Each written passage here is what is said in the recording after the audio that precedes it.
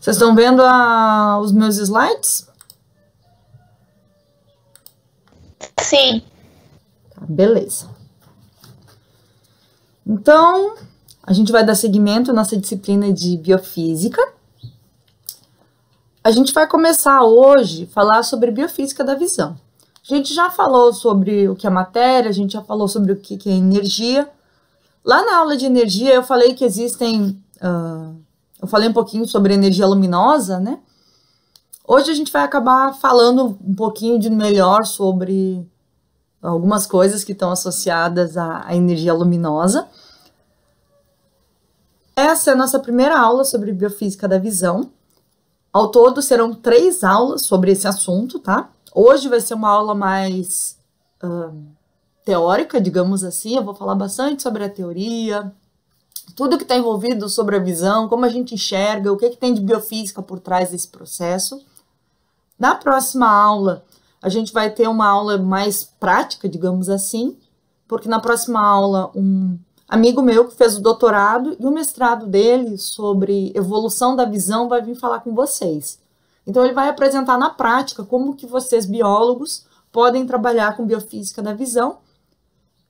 Ele estudou, então, como eu falei, a evolução da visão nas aves. Então, ele vai trazer os resultados que ele encontrou. Ele vai mostrar bem na prática como, caso alguém tenha interesse em trabalhar com esse assunto, pode ser útil, tá? E a terceira aula que a gente vai ter sobre biofísica da visão vai ser uma outra colega que vai conversar com vocês. Ela vai falar sobre um método chamado de NIR, N-I-R. É um método muito útil, tá? Que ele está sendo usado para poder identificar espécies, por exemplo, espécies de animais, espécies de aves. Ele está associado também, tá? Com essa parte de biofísica da visão ou ótica, tá? Então, nessas próximas 3 aulas a gente vai falar muito, muito, muito sobre ótica, sobre visão, sobre como vocês biólogos podem trabalhar com isso, tá bom? Então, vamos começar. Só para vocês não ficarem perdidos, a aula de hoje ela é dividida em 3 partes, tá? A primeira parte vai ser sobre percepção das cores. Segunda parte, não só das cores, eu coloquei percepção da cor, mas cores, formas, enfim, como os organismos eles vão perceber cores, formas, movimentos. Segunda parte, aí sim a gente vai falar sobre quantificação das cores propriamente dita. E na terceira parte da aula a gente vai falar sobre os mecanismos de produção de cor, tá? Então a primeira parte é a percepção da cor, mas também é das formas. Aí a segunda e a terceira parte que é mais específico para a parte de coloração, tá bom? Então vamos começar falando sobre essa parte perceptiva. Vocês sabem como que um cachorro enxerga? Vocês já se perguntaram isso?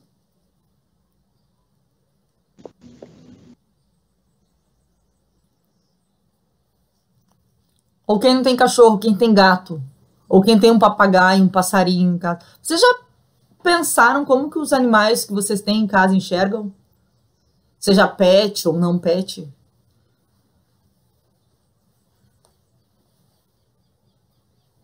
Ninguém nunca se perguntou? Não, professora. Gente, que biólogos são vocês que não se questionam isso, gente? Não, tô brincando. Mas, assim, se vocês forem pensar, será que todo mundo vai enxergar igual? Ou será que todos os organismos eles enxergam diferente? Será que alguns organismos enxergam parecido, enquanto outros não? Vocês já fizeram Zoo 1? Zoologia? Não. Tá. Quando vocês fizerem zoologia, o professor Rafael, por exemplo, vai falar para vocês como que um polvo enxerga. Aliás, polvo enxerga? Como que um polvo enxerga?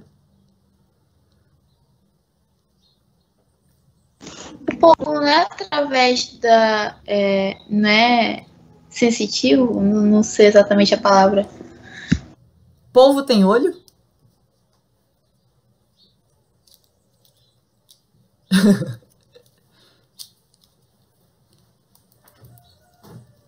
Biofísica é uma disciplina que faz vocês pensarem, né? Na primeira aula eu fiquei perguntando o que era composto do universo, hoje eu estou perguntando se polvo tem olho. Vamos fazer uma pergunta mais de um bicho que não está aqui nessa imagem. Quem sabe o que é um porífero? As esponjas. Esponjas têm olho? Esponjas enxergam? Ou será que aquelas caravelas que tem no mar, as caravelas, um animalzinho, gente, os quinidários, será que o quinidário enxerga? Mosca enxerga? Eu já tive essa dúvida em questão das serpentes, tipo, como elas enxergam e tal. Boa. Eu acredito que esteja relacionado com a complexidade das estruturas que foram aumentando, né, conforme a evolução. Eu lembro que eu vi na disciplina que a evolução ela favoreceu qualquer mudança que fizesse, primeiro uma transformação da membrana de uma forma mais côncava, que fosse criando nuances da iluminação, que criou aquela visão mais... Não uma visão, né, que tem aquela percepção de luz. Sim. E aí foi diminuindo a abertura, né, que favorece a entrada da luz, uma percepção melhor. E depois foi criando camadas transparentes, né, fazendo com que a luz focasse mais. E aí a gente tivesse, né, o olho como a gente conhece hoje. Mais ou menos isso que eu lembro das outras disciplinas. É mais ou menos isso, tá? Só que isso se aplica mais a mamífero. Isso se aplica mais à visão de mamífero. A gente vai falar daqui a pouco que tem alguns mamíferos que enxergam melhor a questão de forma. Uma coisa que vocês precisam ter em mente é que os animais, humanos ou mamíferos, independente do grupo, tá, que vocês estiverem falando, os organismos eles vão enxergar muito diferente um do outro, tá? Eu perguntei para vocês do polvo, o polvo enxerga, tá? O polvo, gente, os cefalópodes, que vocês vão estudar lá em zoologia, eles vão ser o primeiro organismo que vão ter um olho, tá? Alguns cefalópodes, eles enxergam muito bem, por sinal. Mas um polvo, ele vai enxergar diferente de um sapo, tá? Que vai enxergar diferente de uma cobra. Cobra enxerga, sapo enxerga, peixe enxerga, arara enxerga, humanos enxergam. Só que a visão deles vai ser um pouquinho diferente, tá? Você pode estar vendo essa tela de um computador de um jeito, mas se o seu cachorro estiver do lado, ele vai enxergar o computador de um outro jeito. Se você tem um gato, o gato vai enxergar o computador de um outro jeito. Se você colocar um computador na frente de um peixe ou de uma mosca, eles vão enxergar de um outro jeito, tá? Na aula de hoje a gente vai começar a pincelar por que a gente tem essa visão tão diferente, por que os organismos enxergam de um jeito tão diferente e o que biofísica tem a ver com isso. Na verdade, a visão para mim é praticamente só biofísica, né? Bom, para a gente poder entender por que existe essa variação, antes de entrar na biofísica, a gente vai revisar alguns pontos de anatomia e histologia. Todo mundo já teve histologia ou ainda não? Alguém não teve histologia ainda? Alguém estudou histologia dos olhos? A gente está tendo. Vocês já estudaram histologia dos olhos? Nós estamos tendo agora. Não. É uma coisa que é bem legal quando você está estudando histologia, não vai ser o caso de vocês, mas é ir para o laboratório e ficar olhando como que é a histologia dos olhos no microscópio. É muito interessante.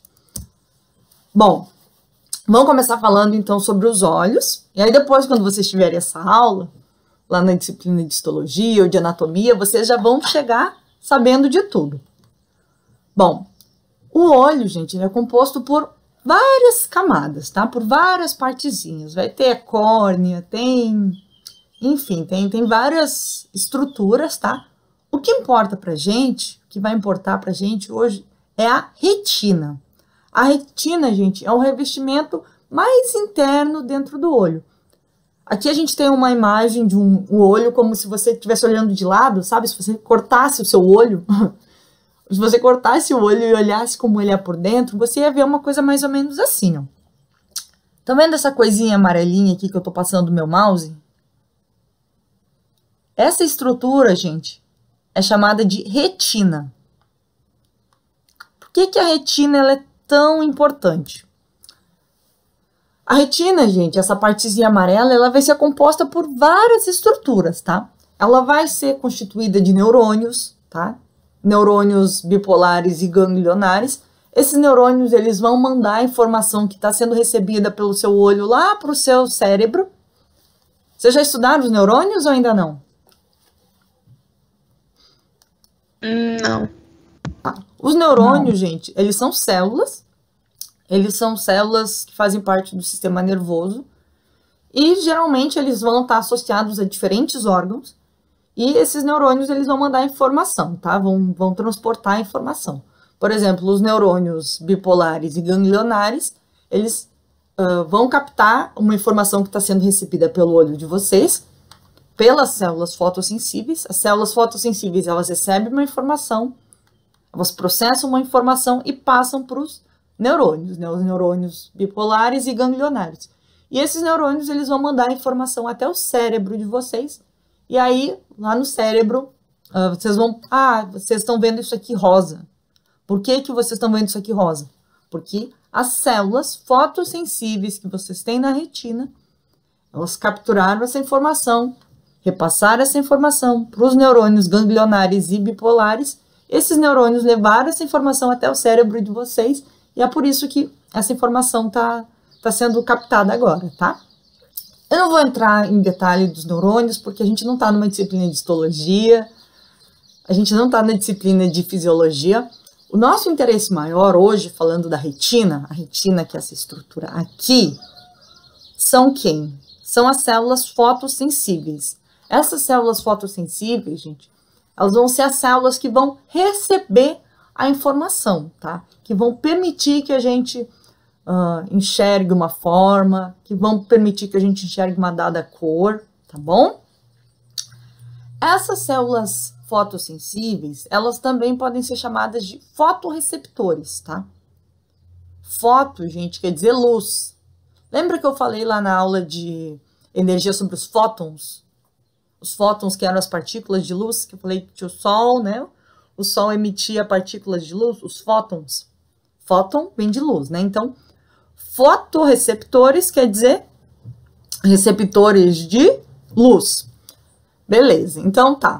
Essas células fotossensíveis ou fotorreceptores, eles são divididos em duas categorias. A gente pode ter fotorreceptores do tipo bastonete ou do tipo cone. Alguém já ouviu falar em cone bastonete?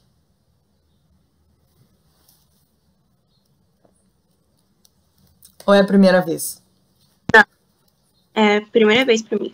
É a primeira vez, professora.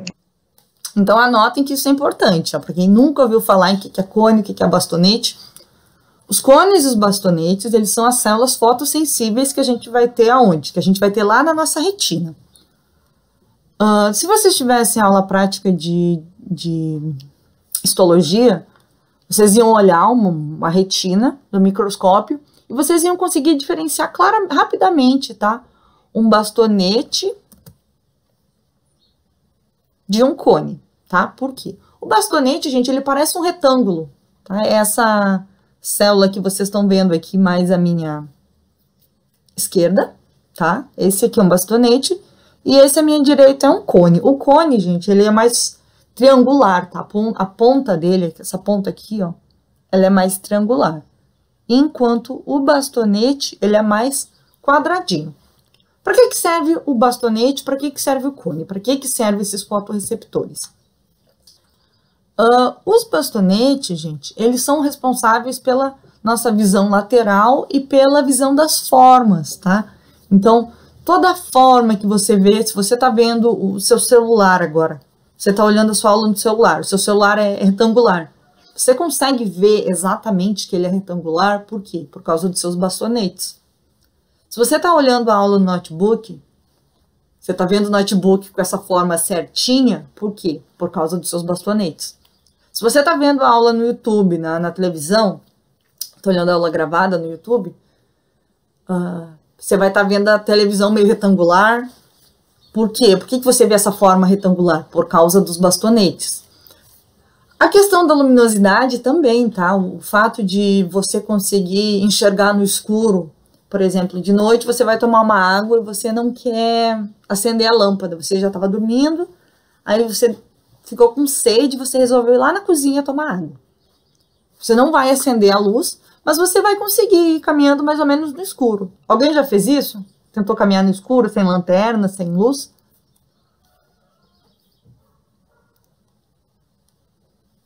Sim. Sim, professora. Por que vocês conseguem fazer isso? Por que vocês conseguem andar assim? Por causa dos bastonetes, gente. Os bastonetes, eles ajudam, tá? Principalmente na visão noturna. Mesmo quando não tem uma fonte de luz, os bastonetes, eles vão te ajudar a detectar forma, a perceber qualquer luminosidade. Pode ser uma luminosidade mínima, tá? Pode ser a luz da lua, só que tá iluminando aquele ambiente. Vocês vão conseguir perceber, enxergar uma dada luz, uma dada forma, por causa dos bastonetes, essa célula que é mais retangular, tá? Tem uma forma de bastão. Os cones, gente, eles já não são responsáveis pela visão das formas. Os cones, eles são mais responsáveis pela visão das cores propriamente ditas. Então, você só consegue ver o azul, o rosa, o roxo, o laranja, o marrom, o, sei lá, o ciano. Acho que tem gente que nem sabe que cor é ciano, né? Magenta. Vocês só conseguem ver todas essas cores por causa das células chamadas de cones. Então, os cones, eles são responsáveis primariamente pela visão das cores, enquanto os bastonetes são responsáveis primariamente pela visão das formas, pela visão lateral e por perceber a luminosidade. Praticamente, gente, todos os cones, ó, aqui a gente tem um cone, onde vocês conseguem ver melhor essa pontinha triangular dele. Ó, o cone é uma célula. Quem fez biologia celular comigo, eu lembro que eu mostrava mais umas células redondinhas, tá? Mas lembra, nem toda célula vai ser redondinha. Vai ter célula com os mais diferentes formatos. Os cones, por exemplo, tem esse formato meio estranho, ele é mais pontiagudo, ó, mas ele é uma célula, ele tem o núcleo, ó, ele tem as mitocôndrias, aqui tem o complexo de Golgi. Nessa ponta nessa pontinha dos cones, nessa região mais triangular aqui, o que a gente vai ter? Nessa região, a gente tem fotopigmentos. O que são esses fotopigmentos que a gente vai ter no cone? Esses fotopigmentos, gente, ele vai ser responsável pela absorção ou reflexão de luz, tá? Então, lembra que eu falei que quando o sol, ele tá iluminando qualquer coisa, ele tá emanando fótons. Esses fótons são partículas, tá? Essas partículas, gente, elas podem ser absorvidas ou elas podem ser refletidas pelos cones. E vai ser exatamente ou a absorção ou a reflexão desses pigmentos, desses fotopigmentos, dos fotopigmentos que contêm fótons ou em outras estruturas, que vão fazer com que a gente enxergue as cores de diferentes modos. Isso vai ficar mais claro daqui a pouco, tá? Para quem não tá entendendo. Então, assim, só para antes da gente seguir, vocês precisam já ter em mente que as cores, tá? Os fotopigmentos, o azul, o laranja, o vermelho, eles vão apresentar diferentes comprimentos de onda. Nossa, o que a professora está falando? Eu não estou entendendo nada. Lembra, gente, que a luz é uma onda, tá? É uma ondinha. Essas ondas, gente, elas vão se propagar no espaço, no tempo, em diferentes velocidades, tá? O que acontece? Todas as ondas, gente, elas vão ter um dado comprimento, tá? Um dado tamanho. As cores, gente, também possuem comprimento de onda. Se você tá vendo, por exemplo, uma caneta, se você tem uma caneta azul na sua frente, por que você tá vendo uma caneta azul? Você tá vendo essa caneta com uma tampa azul, por exemplo, por quê? Porque essa tampa aqui, ela é feita de um material que vai ter um dado comprimento de onda, e esse comprimento de onda, ele vai refletir uma cor azul, e aí a gente vai acabar enxergando azul também. Então, assim, todas as cores, gente, tudo vai ter um dado comprimento de onda, tá? Todas as cores vão ser ondas, que vão ter diferentes comprimentos. Tudo, gente, se você tem uma parede cinza na frente de vocês, essa parede cinza, gente, ela tem uma cor com dado comprimento de onda, tá? Que faz com que você enxergue o cinza. Existe uma tabelinha onde vocês conseguem ver o comprimento de onda de todas as coisas, tá? Esse exemplo aqui, se vocês jogarem no Google, comprimento de onda, vocês vão encontrar uma tabela parecida com essa aqui que eu tô mostrando para vocês agora. O que a gente tem aqui? A gente vai ter aqui embaixo, olha, comprimento de onda. A gente pode ter um comprimento de onda baixíssimo de 200 nanômetros, 100 nanômetros, que estaria bem aqui à minha esquerda, até 1.500 nanômetros, 2.000 nanômetros. Tudo a gente vai ter comprimento de onda, tá? A radiação, que a gente vai ver mais nas últimas aulas, tem comprimento de onda. A TV, o rádio, vai ter comprimento de onda. E as cores também, tá? Tem um comprimento de onda. Em geral, gente, as cores, elas têm um comprimento de onda que varia entre 400 e 700 nanômetros, tá? Então, eles até chamam de espectro visível, que é o que a gente consegue enxergar, é o que vai dar a cor às cores, digamos assim. Então, vocês só vão conseguir ver uma coisa, o carregador de celular de vocês vai ser branco ou vai ser azul, por quê? Porque aquele material, ele vai ter um dado comprimento de onda, que vai ser visível ao olho de vocês. Então, os cones de vocês, eles vão absorver aqueles comprimentos de onda e vai permitir que vocês estejam vendo o azul, o laranja, o roxo, o lilás, sei lá. Bom, por que a gente enxerga as cores de um modo diferente? Você já sabe, então, que todas as cores, gente, elas vão possuir um comprimento de onda. Todas as cores têm um comprimento de onda. O que acontece? Uma parte desses comprimentos de onda, gente, de todas as cores, sempre vai ser absorvida pelos fotopigmentos. Quem tem fotopigmento? Os cones. Lembra? Lá na pontinha dos cones, aqui, ó, a gente vai ter fotopigmentos. Esses fotopigmentos, gente, eles vão ter a capacidade de ou absorver um comprimento de onda, ou eles vão ter a capacidade de refletir. Tá? Deixa eu desenhar aqui para vocês para ficar mais fácil. Por exemplo, aqui eu tenho o meu fotopigmento. Tá refletindo aqui uma cor.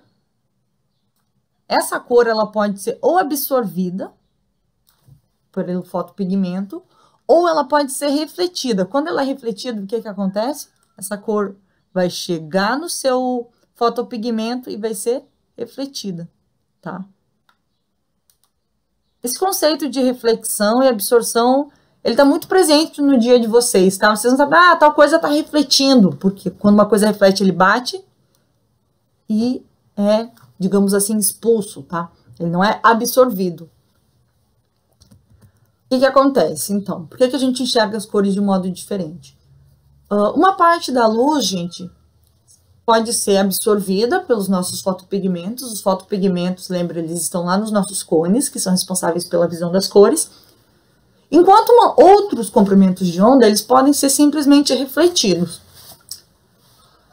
Os comprimentos de onda que estão sendo absorvidos ou que estão sendo refletidos, eles vão acabar resultando na cor que a gente vai enxergar. Como assim, prof? Isso está muito confuso. O que acontece? Eu já mostrei para vocês aqui os nossos comprimentos de onda, né? Lembra que eu falei que a gente vai ter todo o material, ele vai ter um dado comprimento de onda.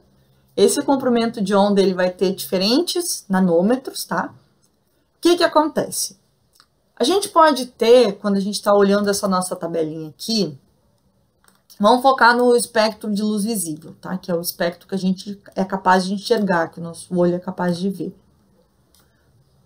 No espectro de luz visível, gente, as ondas, elas podem ter o tamanho que varia de 400 até 700 e pouquinhos nanômetros.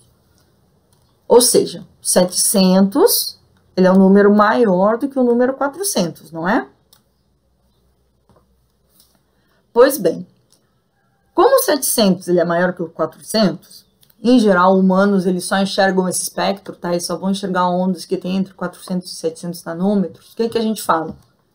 A gente fala que essas ondas de 400 nanômetros são ondas curtas, tá? Elas têm um comprimento baixo se comparado com as ondas de 700 nanômetros. Tá? Essas ondas de 700 nanômetros são consideradas ondas de alto comprimento de onda. Então, você tem um alto comprimento de onda quando você é capaz de enxergar ondas de 700 nanômetros e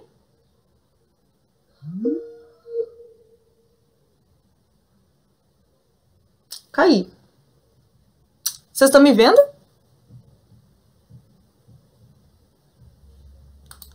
Sim, professora. Sim, mas parou aqui. Deixa eu ver. Voltou a aparecer minha tela?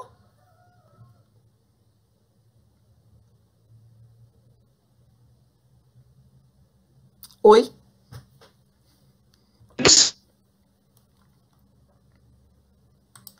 Ah, é que apareceu aqui que tinha caído e que... Tá aparecendo na sua tela.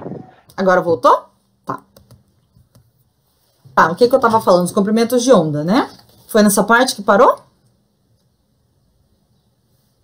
Tem? Então tá, eu tô falando para você sobre os comprimentos de onda. Lembra? Toda a estrutura, toda a partícula, toda, enfim, qualquer coisa vai ter um dado comprimento de onda. Esse comprimento de onda ele pode ser do tipo alto, quando ele tem, por exemplo, um tamanho de 700 nanômetros, e ele vai ter... Tá só caindo, né? Cair de novo? Voltou, acho que o áudio trava e a senhora volta. É, o áudio dá uma travada, mas segue normal. Tá, vou tentar seguir qualquer coisa, eu reinicio o meu modem. A gente tem comprimento de onda alto e comprimento de onda mais baixo, né? Pois bem, o que que acontece para você ver um azul, um vermelho, um amarelo? Aqui eu já mostrei para vocês o meu espectro de onda, de comprimentos de onda. A gente vai ter aqui o espectro de luz visível. O que que acontece? Se você tem, por exemplo, os fotopigmentos dos seus cones, tá? Lembra? O seu cone está lá dentro da sua retina. Você tem a retina, tem o cone, dentro do cone, lá na pontinha do cone, aquela pontinha triangular, o que que você tem? Você tem fotopigmentos. Esses fotopigmentos, eles podem absorver comprimentos de onda ou podem refletir comprimentos de onda. Se esses teus fotopigmentos, eles estão absorvendo maior parte dos comprimentos de onda de grande tamanho, como por exemplo, se ele está absorvendo comprimentos de onda de 700 nanômetros, 600 nanômetros, 500 nanômetros, e só absorve aqueles comprimentos de onda de cerca de 400 nanômetros, aqueles comprimentos de onda curta, a gente vai enxergar o quê? A gente vai enxergar tons meio azuis, entenderam? O que que acontece, ó? Lembra que os seus cones, eles vão estar absorvendo comprimentos de onda. Tudo que é absorvido pelo seu cone não vai ser a cor que você vai enxergar. Você vai enxergar apenas a cor que está sendo refletida. Eu sei que é meio contraintuitivo, mas vamos lá. Lembra, o teu cone, ele vai estar absorvendo comprimentos de onda. Todo o comprimento de onda absorvido não vai ser o que você vai enxergar. Você vai enxergar o quê? Aquele comprimento de onda que está sendo refletido.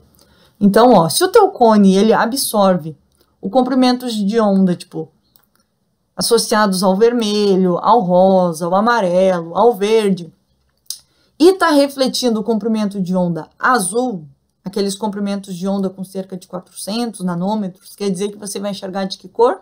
Você vai enxergar o azul. Por exemplo, na minha mão agora eu tenho uma caneta azul. Eu tô vendo azul por quê? Porque lá nos meus fotopigmentos está sendo refletido o quê? Ele está absorvendo todos os comprimentos de onda e só está refletindo o azul. Então eu vou acabar enxergando essa caneta de que cor? Eu vou enxergar essa caneta de azul. Agora, se você vai absorver, se os teus fotopigmentos lá nos teus cones, eles estão absorvendo, por exemplo, comprimentos de onda baixo, como o azul, e estão absorvendo comprimentos de onda mais altos, associados ao vermelho, e ele só reflete comprimentos de onda de tamanho intermediário, de que cor que você vai enxergar? Você vai acabar enxergando tons esverdeados. Vocês não estão vendo agora, porque a minha câmera acho que ela está desligada, não sei, não está funcionando direito. Mas na minha mão eu tenho uma caneta verde. O que que acontece? Quando você tem uma caneta verde, o que que está sendo mandado uma informação lá para os seus cones, lá para os fotopigmentos do seu cone. O que que acontece?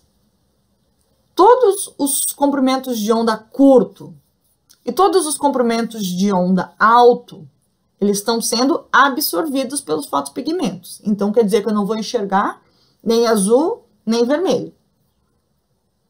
Já os comprimentos de onda intermediário estão sendo refletidos. Então, o que que acontece? Eu vou acabar enxergando verde, tá? Ou um tom esverdeado, amarelado, enfim. Já se você tá observando alguma coisa, tá? Alguma coisa rosa ou vermelho, tá? Você vai observar uma estrutura rosa ou vermelha. Deixa eu pegar aqui, eu tenho uma lâmpada do meu lado que é vermelha. O que que acontece? Quando você está olhando uma estrutura vermelha, o que que vai acontecer? Os seus olhos, eles vão absorver os comprimentos de onda curto, associados ao azul. Eles vão absorver aqueles comprimentos de onda de tamanho intermediário, associado aos tons verdes e amarelos. E ele só vai refletir. Voltou?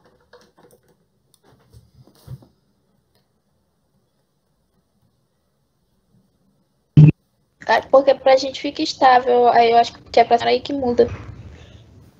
Nossa, aqui pra mim tá... A minha tela, ela fica aparecendo, ela fica voltando. Ai, que saco isso, eu perco toda a minha linha de raciocínio. Pois bem, o que que acontece pra gente... Eu vou lá pegar o meu modem, gente, eu já volto, tá? Peraí.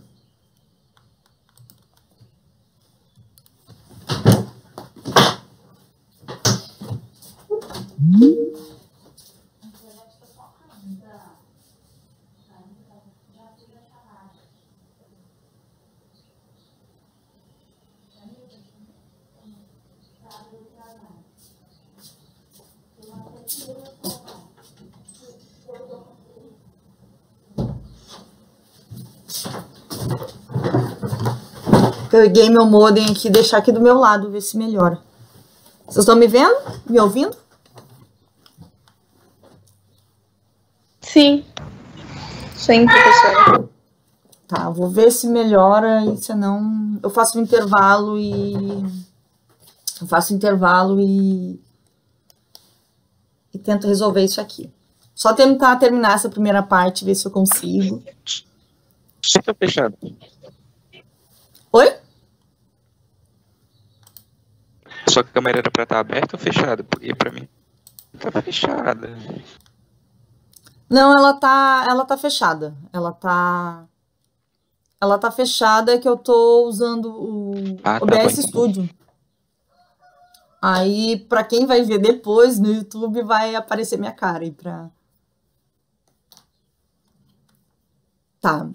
Eu tava falando sobre os comprimentos de onda longa, né? Como que você faz para enxergar vermelho? Por que que você enxerga vermelho, né? Só para concluir minha linha de raciocínio. Então, lembra.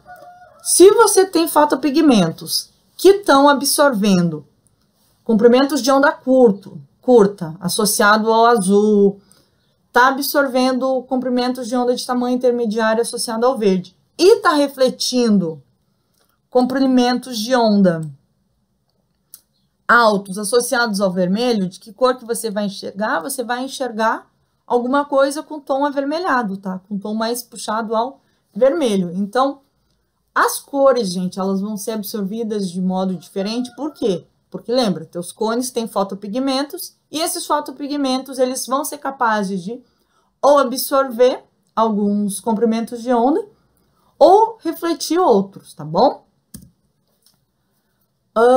Em relação ao preto, gente, o que acontece? Quando você tem alguma estrutura preta, os seus fotopigmentos, eles vão absorver todos os comprimentos de onda, tá? Independente de ser um comprimento de onda alto ou baixo. Então, é por isso que o preto, gente, ele não reflete luz, tá?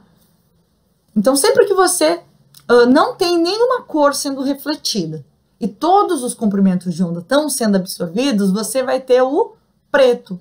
Em geral, as estruturas pretas, gente, elas tendem a aquecer muito mais. Por exemplo, se você pega qualquer coisa preta e põe no sol, o que vai acontecer? Se você vai pegar essa coisa preta no sol depois, vai estar muito, muito, muito quente. Por quê? Porque, lembra, o preto, gente,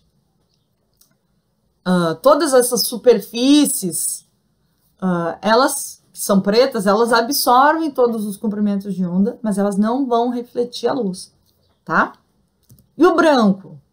Tem gente, inclusive, que fala que branco não é uma cor. Por quê?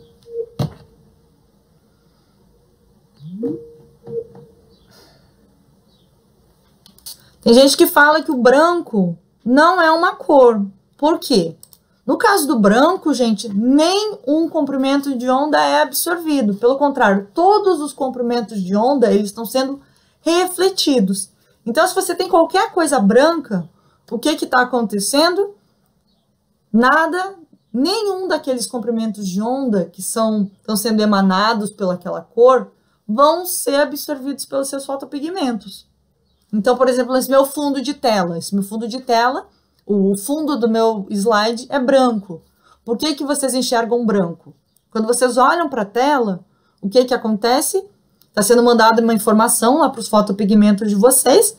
Só que todos esses comprimentos de onda que estão sendo mandados para os fotopigmentos de vocês, referente ao fundo da minha tela, eles não estão sendo absorvidos, eles estão sendo refletidos. E é por isso que vocês enxergam branco, tá?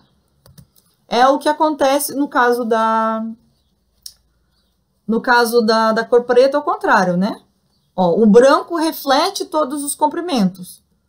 No caso do preto, o que acontece? No caso do preto, você não tem nenhum comprimento de onda sendo refletido. No caso do preto, você tem todos os comprimentos de onda sendo absorvidos, tá? Eu vou falar um pouquinho, brevemente, sobre a variação entre os fotopigmentos dos diferentes tipos de organismos, tá? Vocês estão me ouvindo? Pode sim, professora. Sim. Tá, depois eu dou um intervalo para tentar resolver melhor a minha internet aqui. Bom, lá no começo da aula eu falei que os animais eles vão enxergar diferente um do outro, né? As diferentes espécies vão enxergar diferente uma da outra. Por quê? Essa diferença, gente, se dá justamente à variação que existe entre os fotopigmentos dos diferentes organismos. Eu falei que os fotopigmentos que a gente vai ter lá nos nossos fotorreceptores, eles vão absorver ou refletir diferentes comprimentos de onda. Só que o que acontece? Em cada organismo, a gente vai ter um fotopigmento diferente do outro, tá? A gente vai ter um fotorreceptor diferente. No caso dos humanos, por exemplo, lá nos cones, o que vai acontecer? No cone dos humanos, há 3 tipos de fotopigmentos. Que fotopigmentos são esses que a gente vai ter no cone dos humanos? A gente vai ter fotopigmento do tipo cianopigmento. Então, esse cianopigmento, gente, eles são cones chamados de cone S, é de short em inglês, tá? São cones curtos, que eles são o quê? Esses cones curtos, eles absorvem a maioria dos comprimentos de onda, mas eles refletem o azul. Então, é esse cianopigmento que permite que os humanos enxerguem tons azulados. Por quê? Eles absorvem a maioria dos pigmentos, dos comprimentos de onda, desculpa. Esses fotopigmentos absorvem a maioria dos comprimentos de onda, porém, os comprimentos de onda curto, eles são refletidos. Os humanos, eles também possuem um fotopigmento chamado de cloropigmento. Esse cloropigmento, gente, ele é considerado um cone intermediário, um cone M, é médium de inglês, e ele é mais sensível a tons verdes. Ele permite que os humanos enxerguem tons esverdeados e um pouquinho amarelados. Por quê? No caso do cloropigmento, ele vai absorver pigmentos curtos, com comprimentos de onda curto, e pigmentos que tenham comprimento de onda alto, e vai refletir comprimentos de onda de tamanho intermediário. Lembra? Quem tem um comprimento de onda de tamanho intermediário? O verde, o amarelo, tá? Os humanos, eles também vão ter um terceiro tipo de fotopigmento, que é chamado de eritopigmento. O eritopigmento, ele é um cone longo, tá? Ele é um cone longo, que vai permitir que os humanos enxerguem tons avermelhados, laranja. Por quê?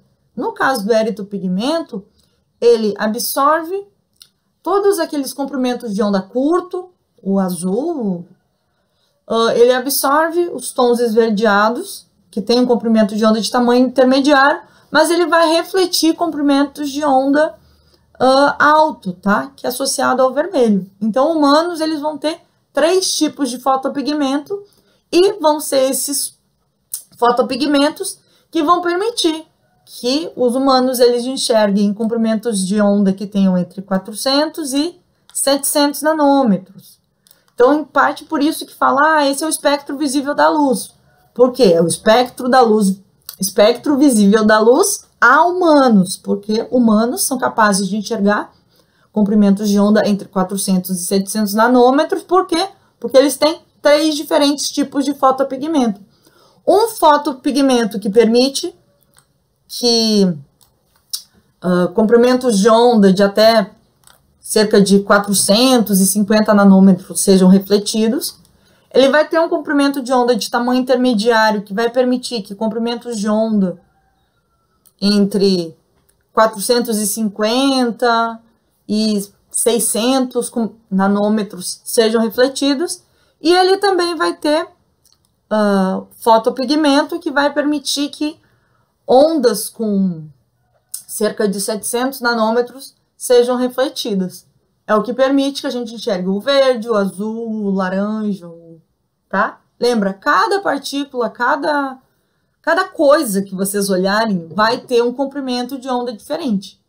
E aí esse comprimento de onda ele vai poder ser absorvido ou refletido pelos fotorreceptores que tem lá dentro do cone de vocês, tá bom?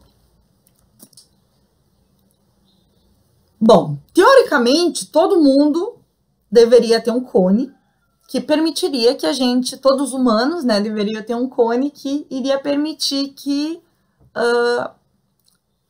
todos vissem as cores como elas deveriam ser enxergadas, né? Não sei se deu para entender essa minha frase.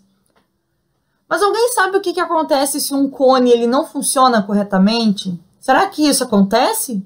Será que tem gente que não tem o cone funcionando?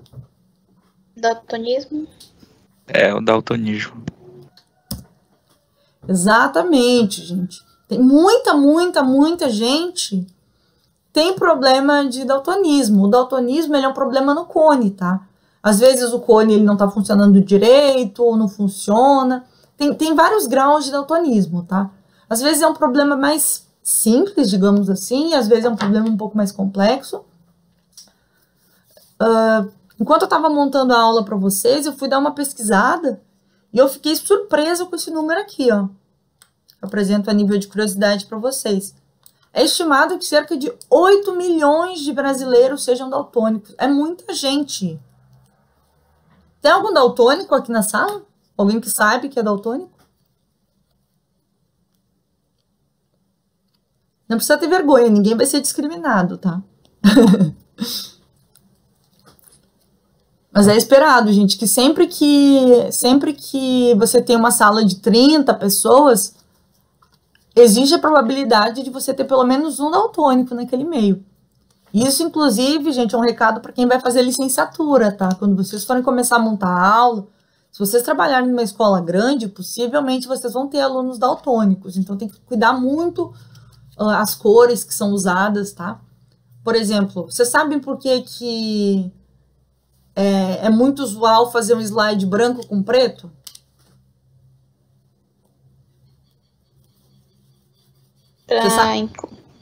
Por conta da inclusão? Não tem distinção de... Exatamente, exatamente. O slide branco com as letras pretas, ele é muito inclusivo, tá? Porque, por exemplo, um daltônico ele vai enxergar bem, teoricamente é para enxergar bem o branco com o preto. A pessoa que tem uma visão dita normal também vai enxergar bem, então é uma forma de inclusão, tá? É muito recomendado quando uma pessoa evitar jogo de verde e vermelho junto, porque daltônico não consegue diferenciar essas cores, tá? Então, quando vocês forem montar aula, para quem é licenciado ou para quem for do bacharel e quiser seguir na carreira docente, sempre tem que pensar muito bem nas cores que vai usar. Por quê? Porque tem muita gente que é daltônica. Tem gente que nem sabe que é daltônica, mas é. Eu trouxe para vocês um teste aqui. Vocês conhecem esse teste? Já, Professora? sim. Sim. A respeito do daltonismo, também não existe nenhum tipo de... Existem vários tipos de daltonismo, né? Onde algumas pessoas não conseguem enxergar com o azul, outros não conseguem enxergar com o verde, né?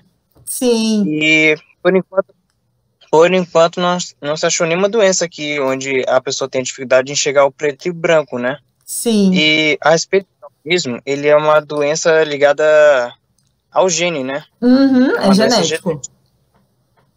E isso estaria ligado à má formação do cone? Sim, sim, sim. Esse problema genético, ele acaba levando a um problema no cone, nos fotorreceptores que você vai, nos fotopigmentos que você tem dentro do cone. Isso, eles, por exemplo, eles diminuem de tamanho ou eles não são formados? Então, Vai variar tudo.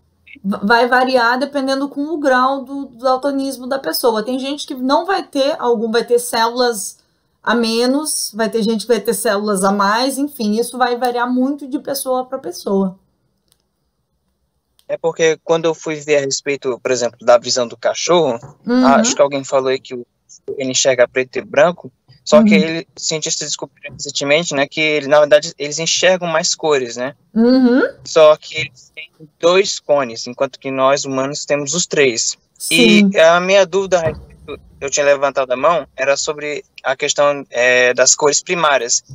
É por isso que quando vai achar uma imagem na internet, aí, por exemplo, tem 3 bolinhas, né, com 3 cores, que é justamente a cor vermelha, azul e verde.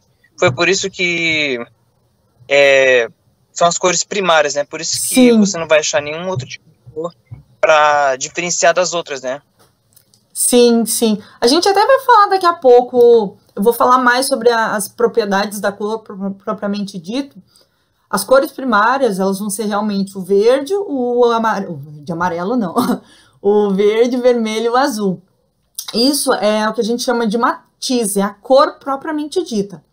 Só que por que a gente vai ter tanta cor? Por que a gente não tem na natureza só, então, azul, vermelho e amarelo? Porque a gente tem a matiz, mas a gente vai ter outras características, como o brilho, a gente vai ter características como a saturação. A saturação, por exemplo, ela vai estar associada à pureza de uma cor. Vocês vão ver o quão misturado uma cor pode ser com a outra ou não, ou a quantidade de branco que você vai ter numa cor, a quantidade de preto que você tem numa cor, tá?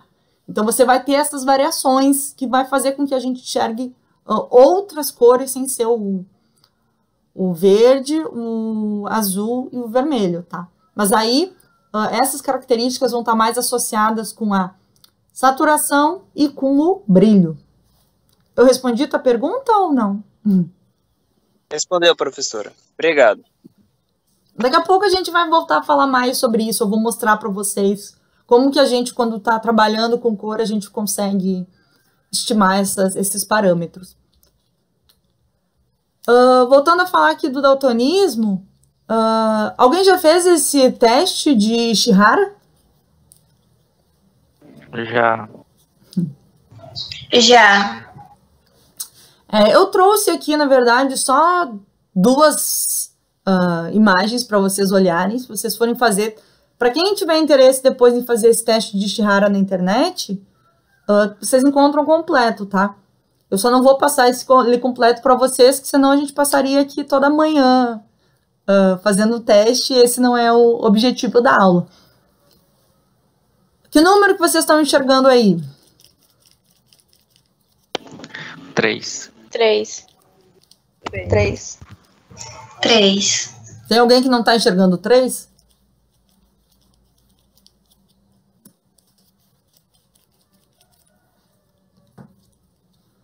Toda pessoa Eu acho que eu enxergo 8.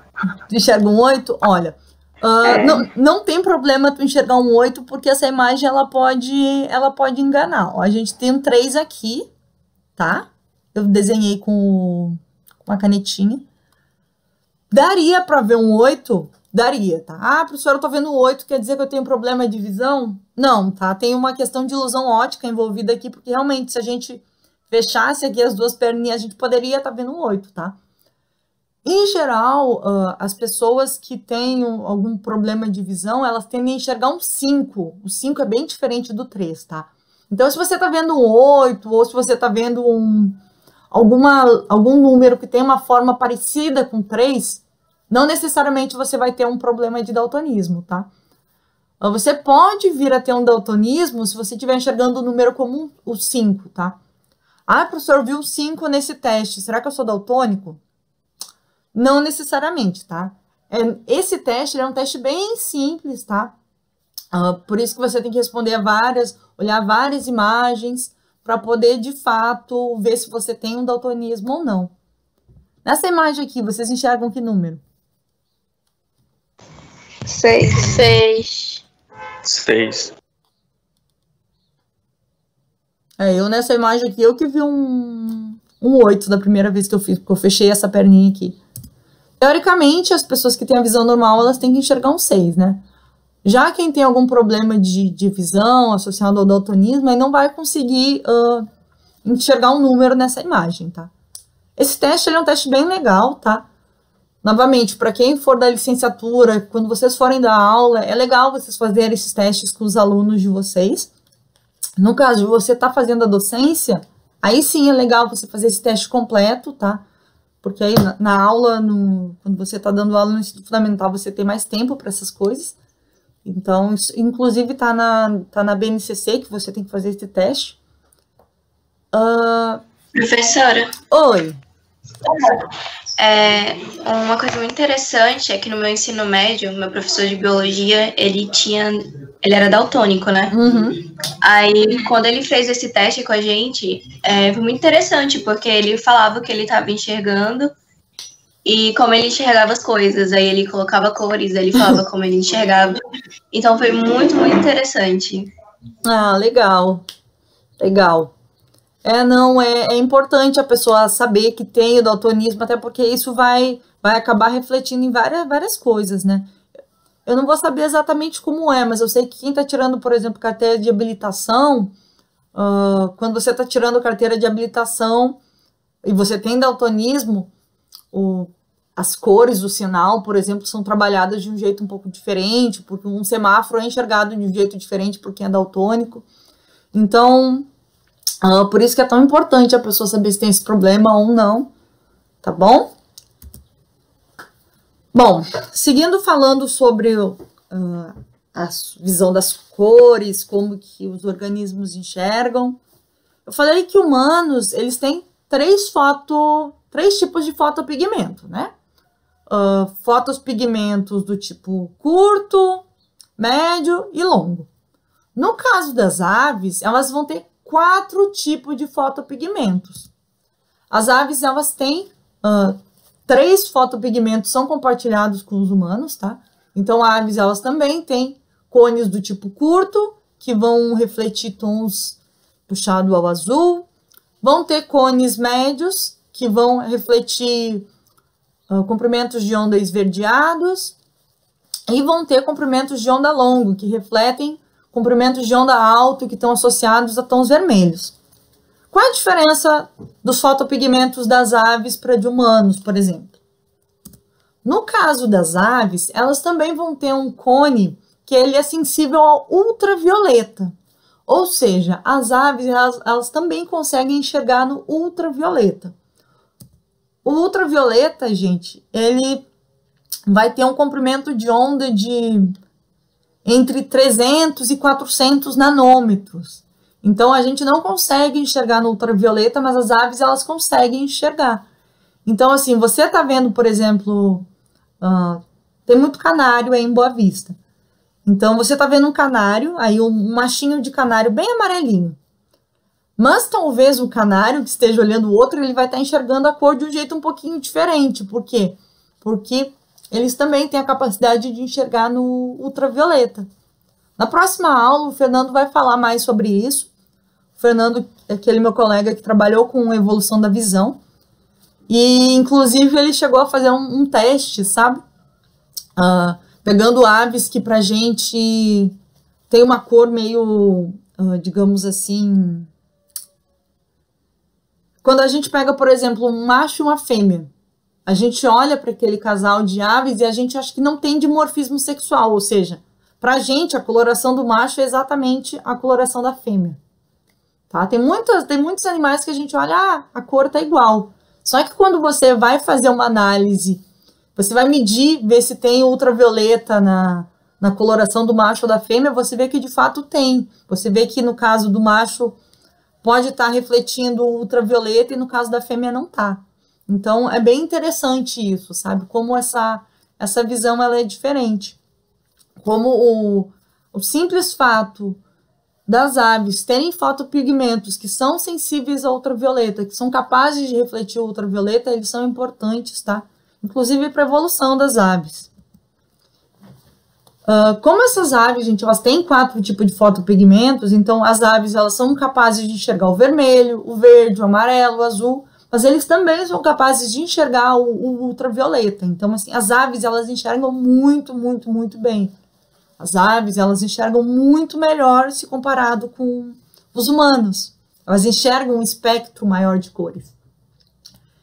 E isso, inclusive, gente, essa visão tão apurada, a ave tem muito cone, a ave tem muito, muito, muito cone. Esses cones das aves vão ter 4 tipos de fotopigmentos. Então, essa visão, gente, ela acabou favorecendo, via seleção sexual, a escolha de parceiros reprodutivos cada vez mais coloridos. Então, as aves, como elas enxergam muito bem, eu não vou entrar no mérito dos benefícios das cores, enfim, por que um indivíduo ele vai escolher um organismo mais colorido ou não, tá? Mas só para vocês saberem que as aves, elas passaram a escolher parceiros cada vez mais coloridos. Então, é por isso que a gente tem aves tão coloridas, é por isso que a gente vai ter uma arara vermelha, uma arara azul, uma arara canindé, que tem umas 10 cores, pelo menos a gente enxerga, né? As aves enxergam muito mais, porque eles enxergam essas cores e eles passaram a usar essas características como uma característica para ser usada mesmo na escolha do parceiro reprodutivo, tá? Alguma pergunta, alguma dúvida sobre isso?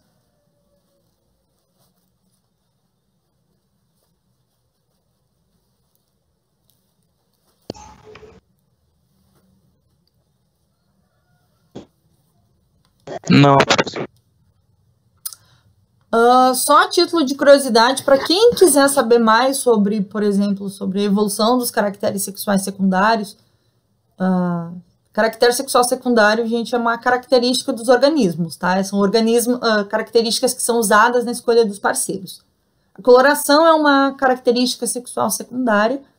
Para quem quiser saber por que é vantajoso uma fêmea de passarinho escolher uma ave muito colorida, eu postei no meu YouTube uma palestra que eu dei recentemente num congresso, onde eu falo sobre a evolução dessas características, tá?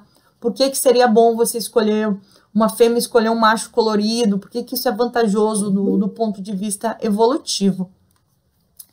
Então, eu acho que tá lá no meu YouTube como... Professora, tinha dado uma travada. Voltou? Voltou, sim. Eu coloquei lá no meu YouTube, tá como palestra, acho que é palestra do Congresso de Ornitologia. Para quem quiser saber mais sobre evolução de aves, enfim, vocês podem dar uma olhada lá no vídeo que eu postei. É um vídeo curtinho, tem uns 10 minutos.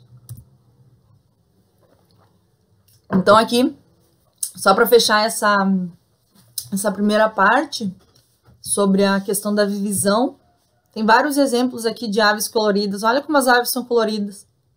As aves são coloridas assim porque elas têm essa capacidade de refletir diferentes comprimentos de onda, refletir comprimentos de onda desde o ultravioleta até comprimentos de onda de comprimento longo. A soma da presença desses diferentes fotopigmentos somados à seleção sexual acabou favorecendo para a gente ter aves tão coloridas, com as colorações mais diversas. Em relação à visão dos mamíferos noturnos, vocês sabem como que é? Não. Você sabe como o mamífero noturno enxerga? Será que um mamífero noturno enxerga tão bem quanto as aves? Eu acredito que não. A visão noturna deles. Por que os mamíferos são tão feios? Ai, professor, falta- coitado dos bichinhos. Só falta falar que eles enxergam cores no escuro. Eu só tô falando que os mamíferos são feios porque o professor Valdener não tá assistindo a minha aula, né? Se o professor Valdener estivesse aqui, eu não falaria isso. Eita! Mas vocês sabem, gente, como que é a visão dos mamíferos noturnos? Será que eles têm tantos cones quanto as aves? Ou será que eles têm menos?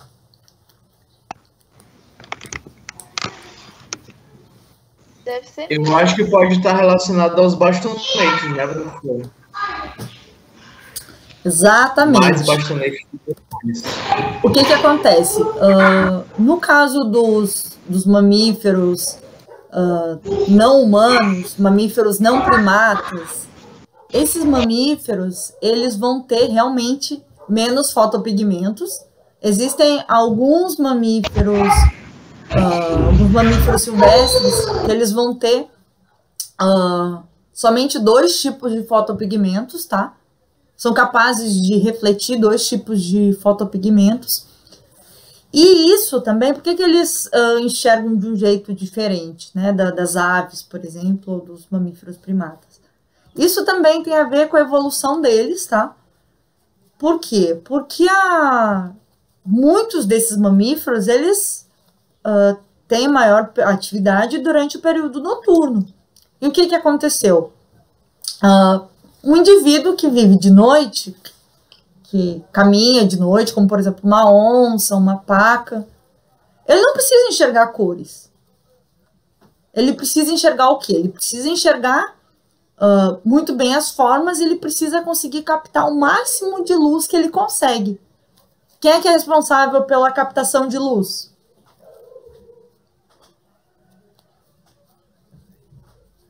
Vocês lembram? Os bastonetes. Exatamente. Então, os mamíferos silvestres, em especial os mamíferos noturnos, eles vão ter o quê? Eles vão ter muito mais bastonete do que cone. Então, como eles não têm muitos cones, acabou que por seleção natural, aqueles indivíduos que eram mais coloridos, eles não tinham uma vantagem evolutiva, porque eles não tinham cones para enxergar tantas cores comparado com uma ave, sem contar que do ponto de vista da predação, por exemplo, se você vai pensar, um animalzinho que tá andando na floresta, os mamíferos, tem muito mamífero que ele pode ser considerado menos ágil se comparado com uma ave. Por exemplo, vamos pensar no tamanduá. Se você tivesse um tamanduá colorido, um tamanduá que fosse roxo, vocês imaginam um tamanduá roxo andando pelo lavrado? Não. Com a agilidade que um tamanduá tem? Eu tô só falando mal dos mamíferos hoje, né? E iria ser muito chamado. Ele ia ser muito chamativo, né? Ele... Pode falar.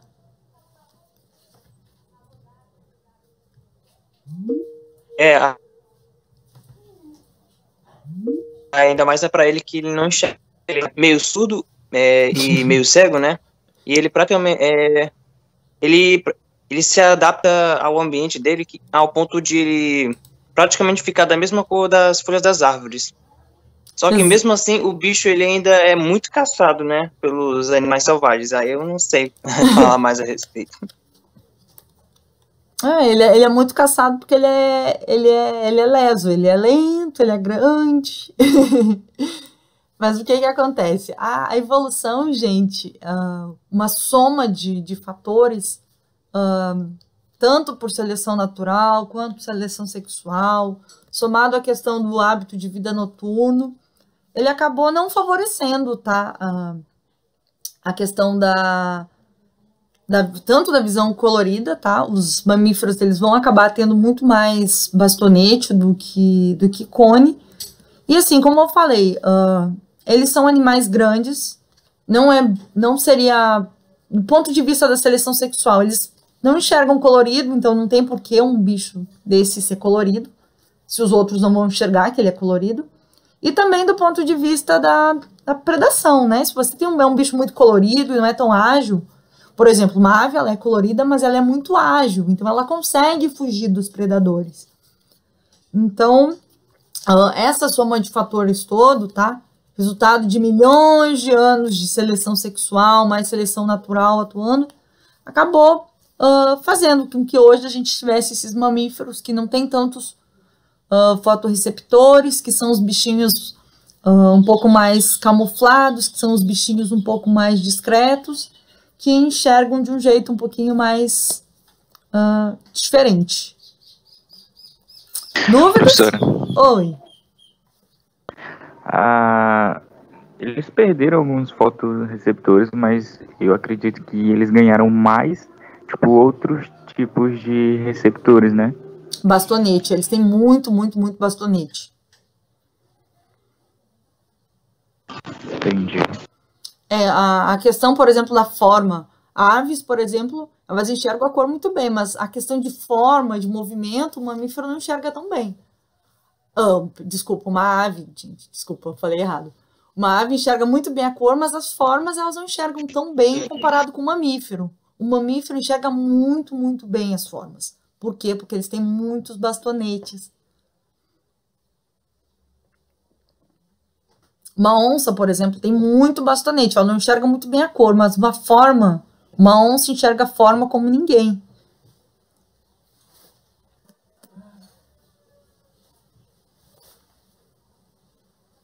Mais dúvidas? Podem falar, gente, que eu tô ouvindo.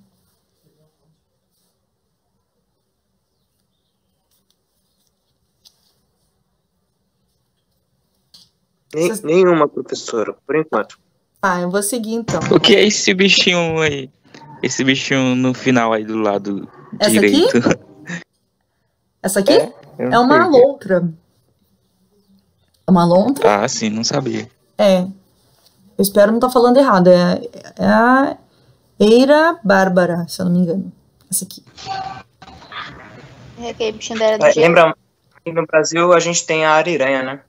Isso, é ariranha. Ai, gente, agora eu vou cometer uma gafe. Agora eu não sei se é uma... Ariranha eu sei. Agora eu não vou saber se isso é uma ariranha ou se isso é uma lontra. Tá muito bonitinho pra ser uma ariranha. É uma lontra, né? Eu achava que era uma lontra. É uma lontra, chute né? Inicial. Ai, gente, olha, eu sou péssima pra nome de bicho. Ariranha é muito maior. É uma A lontra, ariranha assim. tem o dentinho afiadinho, né? O dentinho... Ela tá sempre fazendo aquela cara de louca, não é? A Ariranha, ela é mais escurinha, professor, e os pelos dela Ela é são mais feia. São um pouco mais... Aí. Vocês estão vendo minha tela aqui ou não?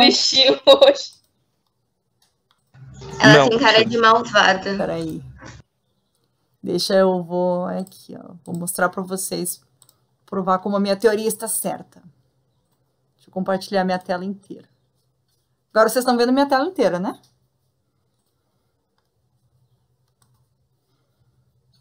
Estão vendo?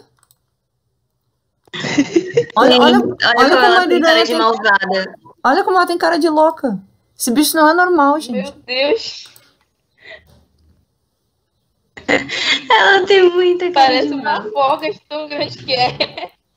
Não, ela não é tão Nossa, grande. tem medo desse bicho aí. Olha a cara de Imagina psicopata você. dela. É até onça de ter medo disso. Olha a cara disso, gente. No aterro. Que, Gente, se tu jogar aqui no Google, olha, tu não vê ela com uma cara normalzinha. Esse bicho tem uma cara muito perturbada. Ela tá sempre... Isso aqui ela tá botando ali. Ah, ela tá comendo aqui um peixe, sabe? Ela não é normal. Ela sempre olha essa cara de ranzinza dela.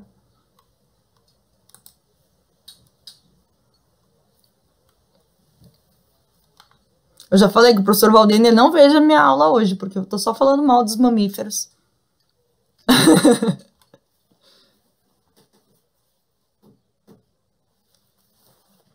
É uma lontra. Aliás, deixa eu jogar só aqui no Google. É a lontra aqui, ó. Olha, muito mais bonitinho, muito mais fofinho, não é, ó? Olha, ela tem uma cara normalzinha. Ela é bem mais fofa. Olha, bem mais fofinha, ó. Ela tem... Olha aqui ela com o gato lá em cima, ó. Ó, até quando ela quer fazer uma cara de braba, ela não consegue, ela é fofinha. Ela é uma besta do gato lá em cima, ó. Ai, gente, eu quero uma lontra. Se alguém quiser dar uma lontra pra professora. O Ibama batendo aí na sua porta. Ai, ai. Fala que tem licença. Licença de coleta. Ai, ai. É só pra pesquisa, vai ficar aqui Só pra pesquisa, né? A professora tem licença. Eu só tenho licença pra ave, só pra ave. Bom, eu vou falar um pouquinho agora, gente, sobre como quantificar as cores, tá? Para quem tiver interesse em trabalhar com coloração, essas coisas todas. Eu vou falar um pouquinho sobre as características das cores propriamente ditas, tá? Quando você quer trabalhar, quer medir a cor de um bicho, se você quer medir, por exemplo, se você quer trabalhar com ariranha, se você é maluco que quer trabalhar com ariranha, se você acha a ariranha um bicho bonitinho, você quer medir a cor da ariranha, o que você faz? Vocês sabem? Talvez me dá onda. Você vai ter que medir o comprimento de onda, por exemplo, eu quero saber qual é a cor que tem no lombo da lontra ou da ariranha. Você vai ter que medir quantos comprimentos de onda estão sendo refletidos naquele local, né? Para a gente poder medir a quantidade de comprimentos de onda que estão sendo refletidos em um dado local, em uma dada... A gente fala em mancha, tá? Se eu falar em mancha, gente, entenda que é um pedacinho, tá? Por exemplo, eu quero saber qual é a cor do pescoço.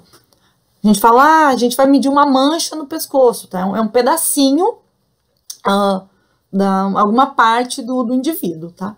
Então, quando você quer medir o comprimento de onda numa dada mancha, a gente vai usar o quê? A gente vai usar um espectrofotômetro, tá? O fotômetro, gente, tá? Eu quero medir a quantidade de fótons, eu quero medir a quantidade de comprimentos de onda que está sendo emanado naquele local. Você pode usar diferentes espectrofotômetros para fazer essas medidas, tá? A gente vai ter espectrofotômetros maiores, grandões, eles são bem grandes e são bem pesados. E você também pode ter espectrofotômetro portátil. Infelizmente, esses espectrofotômetros, eles ainda são muito caros, tá? Eles custam na faixa de R$20.000. No Brasil, tem pouquíssimos pesquisadores que têm espectrofotômetro, mas eu, felizmente, eu consigo ter, eu tenho acesso a um. No meu doutorado, eu usei um espectrofotômetro lá em Manaus, e geralmente um pesquisador que tem, ele acaba compartilhando com várias pessoas. No caso do laboratório que eu fazia parte, minha orientadora tinha um espectrofotômetro, e a gente usava para medir a quantidade de comprimentos de onda que estavam sendo emanadas em um determinado local, ou por um determinado bicho, uma determinada parte desse bicho. Então, se você quer trabalhar com cores, se você quer medir a cor de alguma coisa, quer fazer alguma comparação, a primeira coisa que você vai ter que arrumar vai ser um espectrofotômetro. Bom, depois que você já tem o espectrofotômetro, você vai medir lá a cor que está sendo emanada, a quantidade de comprimentos de onda que está sendo emanadas por algum local. Por exemplo, se eu quero medir qual é a quantidade de comprimento de onda que está sendo emanada na minha mão aqui, o que eu vou fazer? Você vai ter que medir, deixa eu pegar a caneta aqui, você vai ter que mensurar, aqui era a caneta, eu peguei o laser, qual é a quantidade de luz que está sendo refletida. Essa luz que está sendo refletida, gente, ela vai variar de 0 a 100%, tá? Ó, o 1 refere-se a 100% e 0 refere-se a 0%. Então, o que acontece? Lembra que eu falei, né? A gente vai enxergar o que está sendo refletido. Quanto mais alto for a reflexão, quanto maior for o comprimento de onda, quanto maior a porcentagem de reflectância desse comprimento de onda, mais a gente vai estar enxergando naquela cor. Então, por exemplo, aqui nesse gráfico aqui, o que a gente tem? A gente tem a reflectância, nesse eixo aqui a gente tem os comprimentos de onda em nanômetro, tá? Variando de 400 até 750, 800 nanômetros. O que acontece? A gente vê que aqui nessa primeira parte do gráfico, maior parte da luz está sendo absorvida. Por quê? Lembra, você tem a reflexão ou absorção. Tudo que não está sendo refletido está sendo absorvido. E o que está sendo... e vice-versa, né? Então, aqui embaixo, ó, eu tenho uma cor que está... Qual é a reflectância? É inferior a 5%. Então, quer dizer, a maior parte da cor está sendo absorvida. Quer dizer, possivelmente a gente não vai estar enxergando aquela cor. Se a gente segue essa linha, a gente vai chegar num ponto que aqui, ó, o que a gente tem? Quase 50 aqui, ó, 60% da cor está sendo refletida. Se a gente tem um alto comprimento de onda sendo refletido, que cor que a gente vai enxergar? Vocês lembram?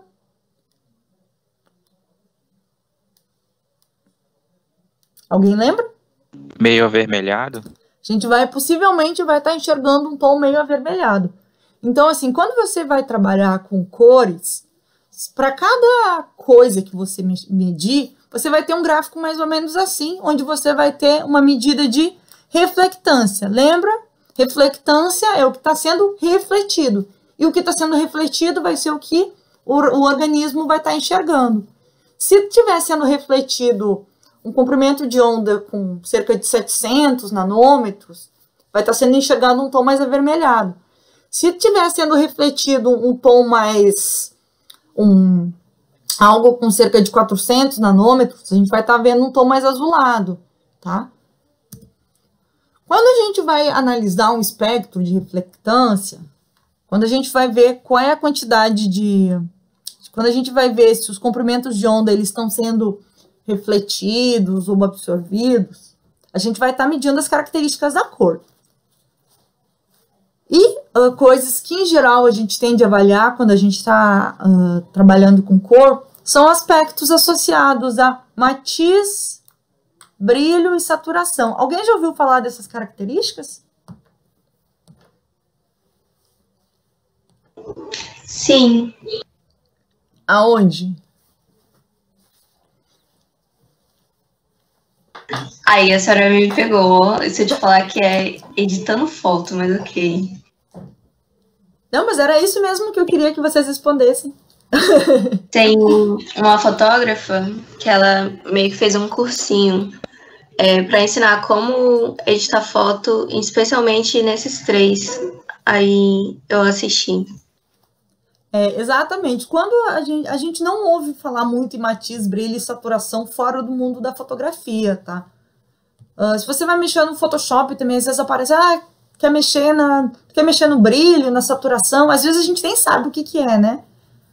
Essas características, gente, são matiz, brilho e saturação, eles estão associados à cor. E é por isso que quem é fotógrafo mexe tanto nisso, tá? Porque quem trabalha com foto, trabalha com espectro de reflectância. Vocês sabem, quem tira foto, por exemplo, sabe qual é a diferença de matiz, brilho e saturação?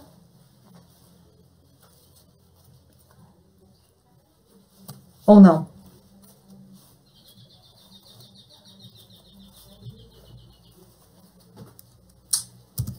Na biologia, gente, matiz vai ser sempre a cor propriamente dita. Então, qual é que é a matiz? A matiz vai ser a cor. Qual é a cor que você está vendo? Estou vendo amarelo. Eu estou vendo roxo. Eu estou vendo verde. Eu estou vendo... Sei lá, deixa eu ver outra cor aqui que eu tenho aqui perto. Estou vendo azul, tá? A matiz é a cor, é o nome da cor, tá? Você pode estar vendo magenta, pode estar vendo... sempre que eu vou pensar em nomes de cor que o homem não sabe identificar, eu penso em magenta e ciano. Alguém mais quer falar o nome de alguma outra cor? Roxo. Roxo. Laranja, salmão, enfim, isso é tudo a cor propriamente dita, é a matiz. Como que a gente faz para ver qual é a matiz quando a gente está trabalhando com cor? Lembra que eu falei que quando a gente trabalha com cor, para cada mancha, para cada ponto que a gente mede, a gente vai ter um espectro de reflectância, né? Qual é a cor que está refletindo? Qual é a cor que vai estar refletindo? Lembra sempre que o pico, o local mais alto vai ser onde vai estar refletindo o maior comprimento de onda. E vai ser justamente nesse pico que a gente vai ter a nossa matiz. Por exemplo, aqui, ó, eu tenho um pico. Vocês conseguem ver aqui onde eu coloquei a seta? Já tinha uma seta preta também. Qual é esse pico? Esse pico, gente, de cerca de 500 nanômetros, ele é um comprimento de onda baixo que está sendo refletido. Então, quer dizer que a gente vai ter um comprimento de onda referente ao... É um azul aqui, ó, não é um azul bem escuro, é um azul meio intermediário. É um azul, a matiz que a gente vai ter aqui vai ser um azul, tá? Então, sempre que a gente tem um pico aqui nessa região onde a gente vai ter baixo comprimento de onda sendo refletido, a gente vai ter uma matiz azul. A gente pode ter uma matiz verde? Pode, mas geralmente quando a gente tiver uma matiz verde, onde que vai ser o pico do espectro de reflectância? Vai ser aqui mais ou menos 500 nanômetros, 550 nanômetros. Quer dizer, a gente está tendo um comprimento de onda de cerca de 500 nanômetros que está sendo refletido. Então, a gente vai ter uma matiz azul. Se eu tivesse o pico um pouquinho mais aqui para o lado, aqui onde eu estou botando a seta, se o pico fosse aqui, ó, tivesse um pico aqui, ó, talvez aqui eu teria uma matiz amarela, a cor propriamente dita. Se eu tenho o pico mais aqui para minha direita, aqui onde a gente vai ter comprimentos de onda de tamanho longo sendo refletido, qual vai ser a matiz? A matiz vai ser vermelha, vai ser um rosa, enfim, vai estar na região onde a gente tem o pico. Então, sempre que falar em matiz, a matiz é a cor propriamente dita, tá? Se você vai mexer na matiz de uma foto, você vai acentuar as cores, tá? Você vai acentuar o azul, o vermelho, tá? Naquelas fotos. Isso é matiz, tá? Quando a gente está trabalhando, como que eu posso trabalhar com isso na biologia? Vocês sabem? Ou não? Como que eu poderia trabalhar com matiz na biologia? Fazer uma pergunta biológica sobre isso.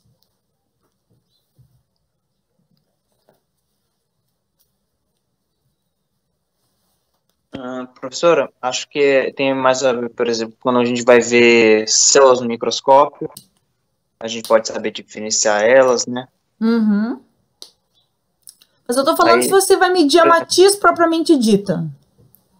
Ó, vou dar um exemplo. Isso daí. Não sei. Não sabe? Ó, uma coisa bem simples de ser feita. Você pode comparar a matiz de animais que estão em diferentes locais. Eu quero comparar a matiz dos tamanduás de Roraima e do Amazonas. Será que tem diferença? Será que tem ou não?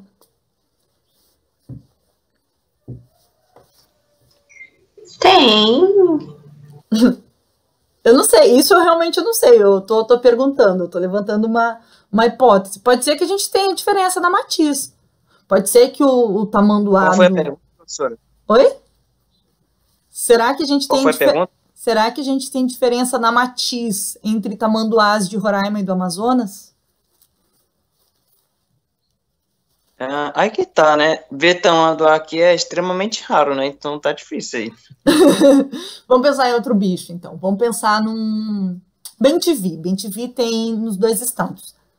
Onde será que o bem-te-vi é mais amarelo? Será que o bem-te-vi é mais amarelo em Roraima ou no Amazonas?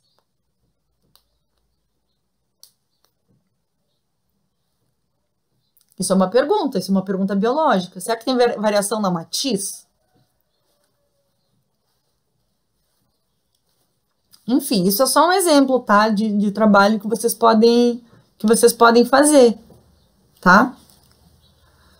Beleza. Já sabemos o que é matiz, agora vamos para o brilho. O brilho, gente, é uma outra característica das cores, mas ela não vai estar associada à cor propriamente dita, mas ela vai estar mais associada à quantidade de branco e preto que tem naquela cor, tá? Quanto maior for a quantidade de branco que você tem em uma dada matiz, em uma dada cor, maior vai ser o brilho. Geralmente, o brilho, gente, ele vai estar associado com a altura da onda, tá? Você tá vendo aqui esse comprimento de onda? No caso do brilho, tanto faz onde é o pico, tá? O que vai importar é o tamanho, tá? Então, quanto de branco será que tem? Quanto mais branco tiver, mais brilhoso vai ser alguma coisa. Vocês sabiam disso ou não?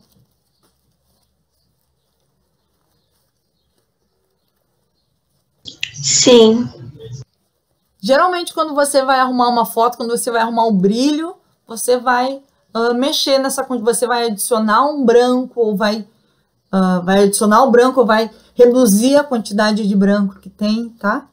Em relação ao brilho, gente, essa característica é muito interessante porque você pode ter uma variação, por exemplo, no brilho de passarinho de um mesmo local. Você vai ter passarinho que é muito mais brilhoso que outros, e essa variação pode se dar em função da dieta, por exemplo, ou se um passarinho está mais estressado ou menos estressado. Se um passarinho está doente, ele vai ser menos brilhoso que o outro. Então, assim, quando você trabalha com brilho, o brilho é legal que você consegue fazer várias perguntas biológicas associadas a isso, sabe? A disponibilidade de alimento, a quantidade de parasito, essas coisas todas. Bom, já falei da matiz, já falei do brilho. A saturação, gente, é uma outra característica bem legal da cor, porque ela está mais associada à questão da pureza. Até então eu estou falando do azul, o verde e o vermelho. Mas vocês sabem que a gente só não tem as 3 cores primárias, né? A gente não tem só vermelho, a gente não tem só azul, não tem só verde. A gente às vezes tem um verde meio azulado, a gente pode ter um vermelho amarelado, a gente pode ter por exemplo, o tom salmão. O salmão tem um laranja com um vermelho, um rosa. Me falem aí, gente, uma cor meio misturada. Ciano. Ciano, o que mais? O ciano entra num azul esverdeado. Tem o verde petróleo. Vocês conhecem o verde petróleo? O azul petróleo? É um azul mais escuro misturado com verde, um pouquinho de amarelo. Falem de outras cores aí, misturadas. Canela, professora, um pouco de marrom com amarelo também. Boa. Geralmente, gente, quando a gente roxo tem essas... Oi? Roxo é, professora? Roxo é? Roxo pode ser considerado uma cor saturada, porque você vai ter um azul com um vermelho. Não, o roxo, como é que você faz o roxo com as tintas? Eu já não lembro. Roxo tem que misturar azul e vermelho, né? É. Quem lembra das aulas de educação artística que tinha que misturar tinta? Que mais? Outras cores. O próprio amarelo, gente. O amarelo tem que misturar... Se tu mistura verde e laranja, não dá amarelo? Eu não lembro dessas misturas. Amarelo é cor primária. Entra em primário o amarelo? Eu achei que É. Amarelo, azul e vermelho. Aí azul e amarelo dá... dá o verde, né? Isso, tá certo, tá certo. O verde, ele pode estar mais misturado também, né? Você tem que misturar a cor. A saturação, gente, ela vai estar associado justamente... O que é essa pureza? A pureza, a gente, está associado à ausência de mistura. Quanto menos misturada uma cor for, mais pura ela é. Quando a gente está olhando esse espectro aqui, ó, quando essa largurinha aqui, ó, que eu estou mostrando com a seta, ela for pequena, você tem uma cor pouco misturada, você tem uma cor pura. Por exemplo, um azul marinho. Um azul marinho, ele tende a ser considerado uma cor mais pura, tá? O vermelho mesmo, o vermelho não está muito misturado. O amarelo. Agora, quando você pega o roxo, por exemplo, quando você tem que começar a misturar cores, a cor ela vai deixando de ser pura. Nem sei se pura é a melhor palavra para explicar isso, mas quando você começa a misturar as cores, quando você começa a ter muita mistura, a cor ela vai ser menos pura. Então, você vai passar a ter uma maior saturação. Você pode ter uma cor mais saturada ou menos saturada. Menos saturada é mais pura. Você está vendo o azul, você está vendo o amarelo, está vendo o vermelho. Agora, quando você tem uma maior saturação, você vai ter uma maior mistura de cores. Então, por exemplo, aqui, olha, estão vendo essa largura aqui, essa setinha bem larga? Quando essa seta é bem larga, quer dizer que você tem muitas cores misturadas. Você tem uma alta saturação.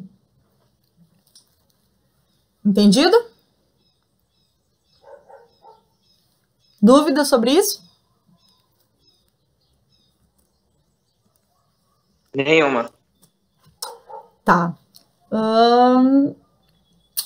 Só para fechar a aula, eu vou falar rapidinho agora sobre os mecanismos de produção de cor, tá? Só para vocês saberem que isso existe. Como que as cores elas são produzidas, tá?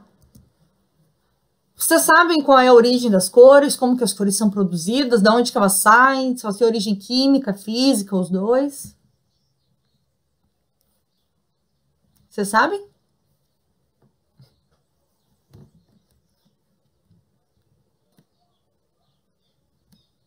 A gente tem praticamente duas formas de produzir uma cor. A gente pode ter cores de origem tanto química, tá? Quando a gente tem uma cor que ela tem uma origem química, a gente vai falar que a gente tem uma cor pigmentar. Já quando a gente tem uma cor que ela é oriunda de... tem uma origem mais física, a gente vai ter o que a gente chama de cor estrutural. Depois eu vou explicar melhor essa parte da física, tá? Eu vou começar falando primeiro sobre as cores que elas são oriundas de propriedades químicas, tá? Que são as cores pigmentares. Quando a gente fala em cor pigmentar, a gente pode ter dois tipos de cores pigmentares, tá? Cores de origem pigmentar, de origem química, que são que cores? São as cores, são os pigmentos do tipo carotenoide e os pigmentos de tipo melanina. Já ouviram falar em melanina e carotenoide? Sim. Eles são pigmentos, gente. São pigmentos E são esses pigmentos que vão dar origem à cor. São pigmentos químicos. Alguns deles são sintetizados pelos organismos.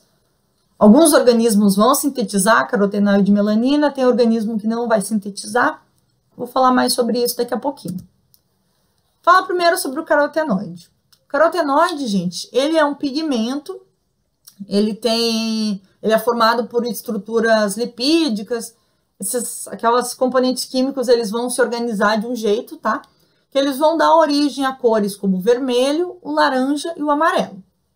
Então, sempre que você tem uma cor vermelha, laranja, amarelada, um rosa, você vai ter uma cor que possivelmente ela é um pigmento do tipo carotenoide. Então, aqui eu coloquei alguns exemplos para vocês. A gente tem fruto, a gente tem animais, a gente tem fungo, vai ter bactéria, vai ter protozoário, enfim, a gente vai ter diferentes organismos, tá? Que vão apresentar uma coloração pigmentar do tipo carotenoide. Só que uma coisa interessante sobre os carotenoides, gente, é que os animais, eles não são capazes de produzir carotenoide, tá? Só quem vai sintetizar carotenoide são as bactérias, são as algas, são as plantas e são os fungos. Os animais, sejam vertebrados ou invertebrados, eles não conseguem produzir carotenoide. Então, é necessário adquirir carotenoide através do quê? Da dieta. Então, por exemplo, comer cenoura, comer beterraba, o que mais que tem nessa imagem aqui? Laranja, pimentão vermelho, eu esqueci o nome disso aqui. Rabanete, romã, manga, figo, morango, pêssego, tomate, tudo isso a gente vai ter carotenoide. Então, quando você está comendo essas coisas, você vai estar ingerindo carotenoide. Um passarinho, por exemplo. Aqui, ó, eu tenho essa ave aqui. Essa ave, ela não consegue obter o carotenoide, ela não consegue produzir o próprio carotenoide. Então, ela vai precisar o quê? Ela vai precisar consumir frutos amarelos, laranja, vermelho. E aí, a partir desses carotenoides que foram consumidos, aí sim, ele vai usar esses carotenoides para poder incorporar na plumagem, tá? Absorver esses carotenoides. Em geral, por exemplo, em zoológico, se vocês forem para zoológico, passem a observar os animais. Se vocês forem lá naquele zoológico que tem ali no quartel, lá perto do... Eu não sei o nome daquele bairro, gente. Qual é o zoológico que tem em Boa Vista? Esqueci o nome daquele local. Ou quem for para Manaus, por exemplo, se vocês tiverem a oportunidade de dar uma olhada nos animais, que tem uma cor mais amarelada, por exemplo, arara, ou amarelo, ou vermelho, vocês vão ver que esses animais de zoológico, eles geralmente têm uma cor muito feia, eles têm um amarelo opaco, tem uma cor meio estranha. Ou flamingo de zoológico também, eles têm uma cor muito, muito feia. Por quê? Porque, lembra, os animais, eles não sintetizam carotenoide.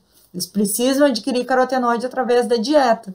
E nesses zoológicos, em geral, nem sempre eles consideram isso, nem sempre eles dão a quantidade suficiente de carotenoide. Então, acaba que o animal não vai conseguir absorver a quantidade de carotenoide necessária para poder incorporar isso na plumagem, na pelagem. Então, você vai ter aqueles bichos com aquela coloração muito, muito, muito feia. Sabiam disso? Não, professora. É por isso que é tão importante para quem trabalha em zoológico e afim, controlar principalmente essa questão de carotenoide, tá? Se os animais eles têm essa coloração mais amarelada, uma coloração baseada em carotenoide, como a gente fala, porque aí você precisa incorporar isso na dieta. Vocês já ouviram falar que quem quer se bronzear come muita cenoura? Já ouviram falar isso? Sim. Vocês sabem por quê?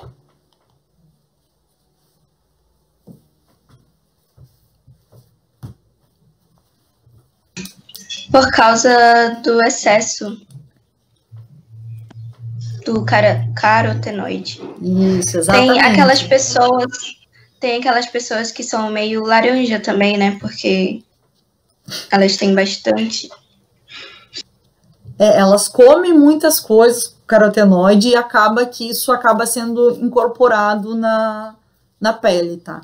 Isso não vale pro Donald Trump, que lá ele fazia bronzeamento artificial, mas tem muita gente que realmente é mais alaranjado, ou quando vai chegando o verão, a pessoa quer ir pra praia, ela começa a comer muita beterraba, muita cenoura para tentar incorporar o máximo de carotenoide e ficar com uma pelagem, uma pele, uma cor um pouco mais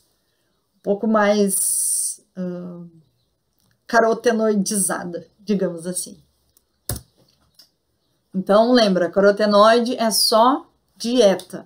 Isso é bem legal, uma coisa de se trabalhar, uma coisa interessante. Se vocês forem olhar na literatura, tem muita gente que trabalha estudando qual é a relação entre carotenoide e qualidade da dieta.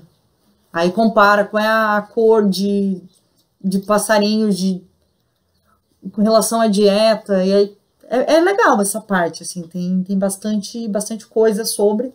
Isso é bem biológico.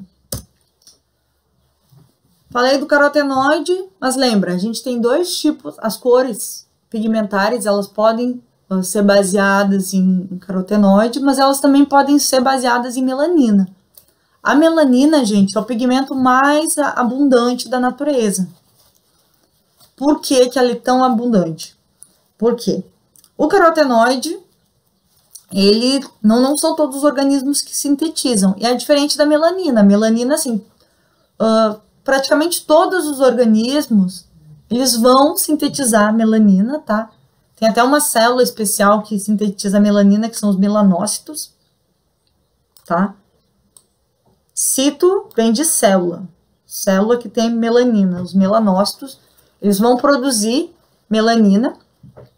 Esse pigmento, gente, os pigmentos melânicos, eles são de que cor? A gente vai ter o preto, vai ter o marrom, vai ter o cinza, vai ter tom ferrugíneo. Você sabe o que é tom ferrugíneo?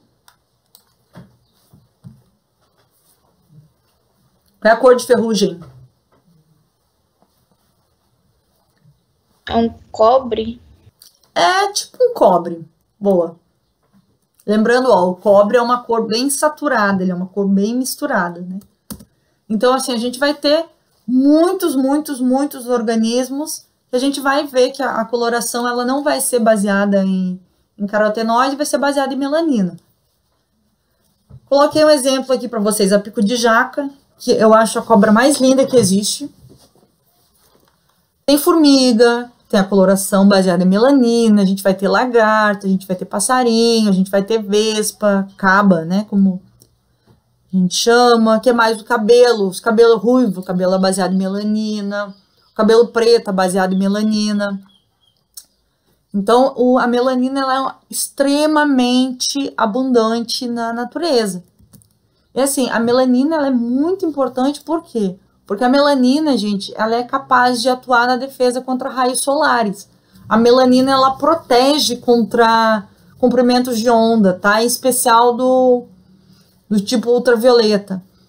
Na aula que a gente vai ter sobre radiação, vai ser lá no fim de setembro, começo de outubro, a gente vai falar muito sobre a questão dos raios solares. A gente vai poder falar mais sobre radiação, melanina, protetor solar, essas coisas todas, tá? Mas só para vocês saberem, assim, a priori, melanina, a gente vai ser um pigmento que é produzido pelo próprio organismo, pelos próprios organismos, é o elemento é o pigmento mais abundante da natureza e vai dar origem ao preto, marrom, cinza, tá certo? Esses são pigmentos que eles têm uma origem mais química, tá? Lembra que eu falei que a gente também tinha pigmentos que podiam ter origem física? Esses pigmentos que têm uma origem mais física são pigmentos que a gente chama de estruturais. Está associado à estrutura das... Pode ser escama, pena, pelo, enfim. O que acontece no caso da coloração estrutural? Essa coloração estrutural, ela vai ser uma cor, gente, azul, violeta, ou do tipo ultravioleta, que a gente não enxerga, né? Só passarinho enxerga. Como que essa cor é formada? Ela não tem a ver com a química, mas sim com a física daquela estrutura. Por quê? O que que vai acontecer? Quando a luz ela incide sobre aquela partícula, a gente vai ter um fenômeno físico chamado de refração. Refração é um fenômeno que a gente tem, por exemplo, na água. Ele é uma coisa bem química mesmo que está envolvida. Bem química não, desculpa. Um fenômeno bem físico, tá? Que vai estar envolvido. Então, o que que vai acontecer? Quando a luz ela vai incidir sobre a escama, por exemplo, a gente vai ter um fenômeno de refração. E essa refração, ela vai fazer com que seja gerado tons como o azul, como é o caso desse animalzinho aqui, o violeta. É por isso que a coloração estrutural ela é menos comum na natureza se comparado com as cores pigmentares. Porque como a coloração estrutural ela envolve uma refração, em refração de escama, pena, pelo, ele é um processo um pouco mais complexo se comparado com os processos químicos. Então, assim, por isso que a gente tem bem menos animais azuis, violetas, se comparado com animais, frutos, fungos, vermelho, laranja, amarelo, tá certo? Falei do peixinho, que tem uma coloração estrutural, mas a gente também pode ter borboleta, que tem coloração estrutural. No caso da coloração estrutural, uma coisa legal é que a gente pode ter um fenômeno chamado de iridescência. A iridescência, gente, é o brilho, assim, esse brilho exacerbado, sabe? Vocês já viram que tem alguns bichos, como por exemplo o beija-flor. Alguns passarinhos que parece que eles brilham, que dependendo do ângulo que você olha, a cor muda. Isso a gente chama de iridescência. Isso acontece com o pavão também, dependendo do ângulo que você olha o pavão, você pode ver o tom mais verde, mais azul, mais arroxeado. Quando você tem esse fenômeno, você tem a iridescência. A iridescência é resultante da refração de luz naquele local. Tá certo? Dúvidas? Não. Bom, eu sei que a aula de hoje foi bem densa, mas eu gravei tudo, eu espero que tenha gravado tudo. Para a próxima aula, eu vou querer que vocês me entreguem a resposta para essas perguntas aqui. Eu quero que vocês comparem para a próxima aula. O que é cone e bastonete? Que vocês comparem para mim o que é brilho, matiz e saturação. E comparem as cores pigmentares e estruturais, não esquecendo de dar exemplos. Tá bom, gente? Tá bom, professora. Deixa só eu pausar aqui.